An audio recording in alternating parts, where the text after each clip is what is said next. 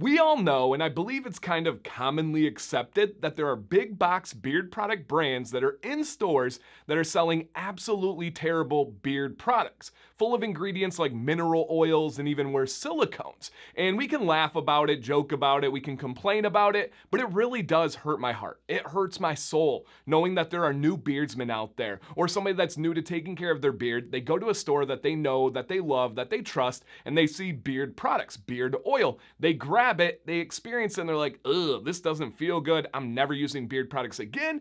And then they're likely gonna not take care of their beard, or they're gonna get rid of their beard. And it's just so sad that they believe that is the experience when you and I know there's such a better side to these things, right? We get this. Everybody understands. Even in a world that likes to divide and have people argue, I think we can all agree. It's hard to debate and say, no, there's really bad ones out there. However, I had somebody reach out to me recently, and they just simply said, why?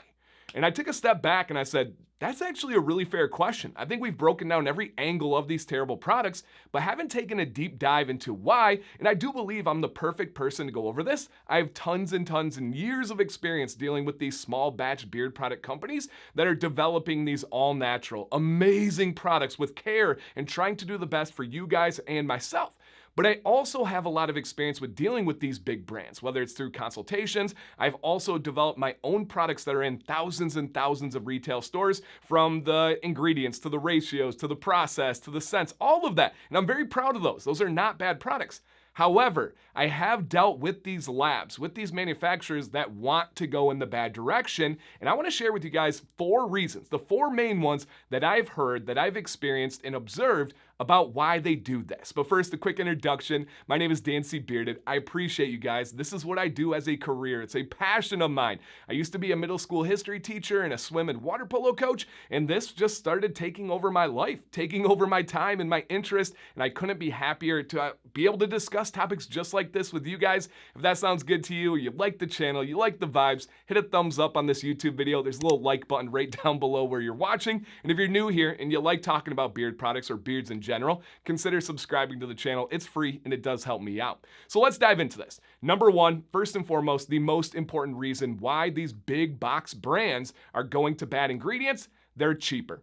They cost less to be able to produce and use, and they're trying to make money. It's about that bottom line. They're trying to get that profit, right? It's much easier and cheaper to make ingredients in a lab as compared to going out into nature, finding the plants, doing cold press extraction methods, or even worse methods, still more expensive, than it is to just simply get into the lab and make them. Okay, all right, we understand that's important here, but also kind of unfortunate. Got it. Number 2, these ingredients that they are making in a lab are absolutely perfect every single time, and they're stable.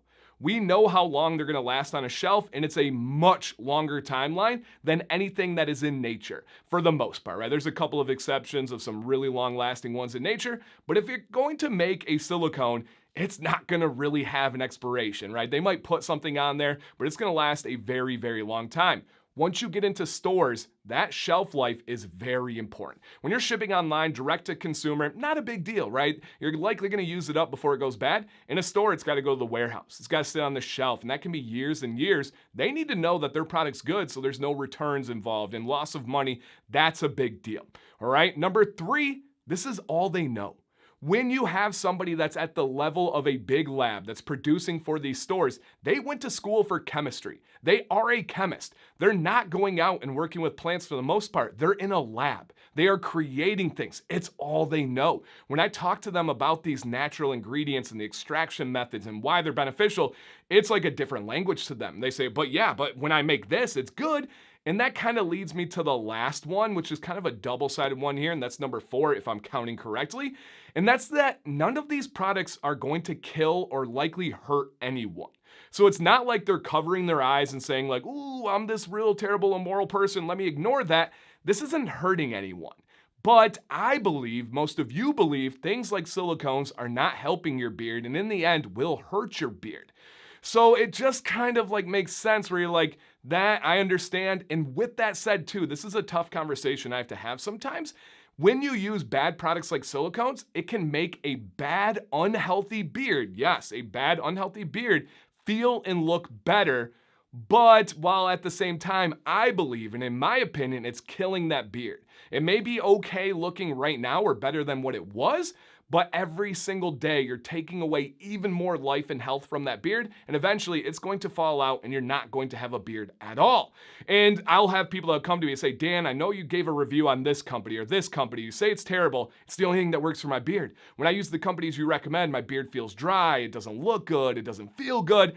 Well, it's because your beard's not healthy, right? The healthier your beard is from the inside with hydration and good protein and testosterone and lower stress and all of that, the better these natural products are going to work.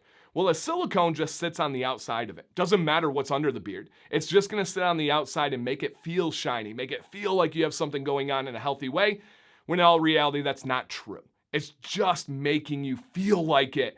And that's a sad situation. But to the chemist, they're like, hey, we're helping them. It looks good, right? And once you start using silicones, especially if you use it for an extended period of time, you need to keep going back to them because nothing else will give you that feel. Nothing else will give you that look. But then your beard's gonna be greasy all day. But then once you get rid of it, it's gonna feel bad after the shower. Don't go down that route. Trust me on this one. You don't wanna be putting silicones into your beard. So, I didn't want to make this super long, but I thought that was a really interesting path to be able to go down, and I've battled some of these labs. I've worked with them, I've helped develop their products, I've given them advice, and man, it's like, oh, push, the profits, this is what we know, and I'm just trying to tell them over and over and over again, you will have a better longevity of your company and career if you do it the right way.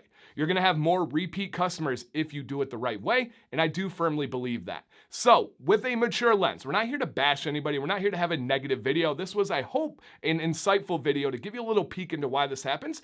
I would like to know your thoughts. Do you have something to add on from your experiences? Do you have a question for me with my experiences? I have a lot on these ones, and I love talking about it. Transparent, always an open door here. Ask questions, guys, I'll give you an answer. Thank you for watching today. My name is Dan C. Bearded. Please stay bearded and stay positive.